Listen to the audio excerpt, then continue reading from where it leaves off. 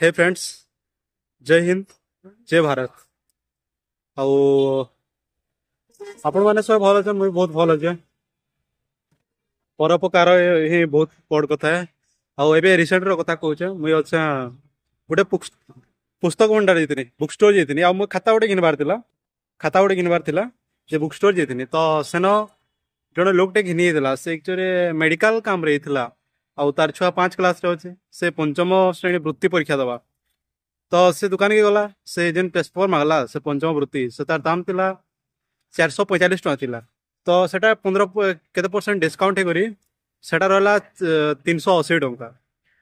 ତ ସେ କହିଲା କି ଆମର ବାବୁ ଏଇଟା ବୋଲେ ସେ ଛୁଆ ବାପା 300 ଟଙ୍କା ନେସି, ବହି ହେବା ବେଲେ ଆଣିଦେବ ବୋଇଲା। ତ ସେତେ 300 ଟଙ୍କା ଦେଇଥିଲା। ତ ସେ ଦୋକାନ ବାଲା ପଚାରିଲା ଯେନ୍ଟା ବହିକେ ପଚାରିଲା, ତାର ମାନେ ଯେନ୍ଟା 300 ଟଙ୍କିଆଟା ଟେଷ୍ଟ ପେପର ଅଛି કે ଦିଅ ବୋଇଲା।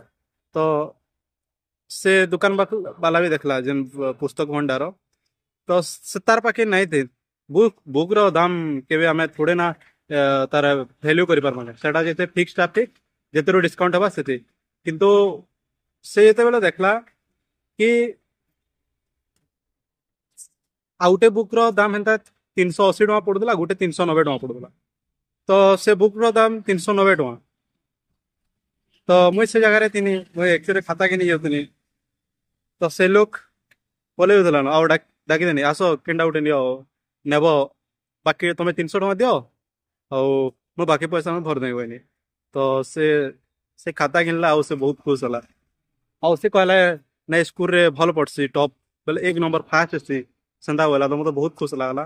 ତ ଭିଡ଼ିଓ କରିବାର ମାନେ ଏଇଟା ଯେ କି ଆପଣମାନେ ଯଦି ଯଦି ଅଲଗା ଲୋକ ସାହାଯ୍ୟ କରୁଛନ୍ତି, ତ ଆପଣଙ୍କୁ ବହୁତ ସୁକୁନ ମିଲବା। ତ ଆପଣ ନିଜର ଯେତେ ସମକ୍ଷ ସେତେ ସାହାଯ୍ୟ କରୁ। ଏନ୍ତା ନାଇଁ ସେ ଦାନବୀର ହେଇଯାଉ, ଯେନ୍ ଜାଗାରେ ସାହାଯ୍ୟ କରବାର କଥା ସେ ଜାଗାରେ ସାହାଯ୍ୟ କରୁ।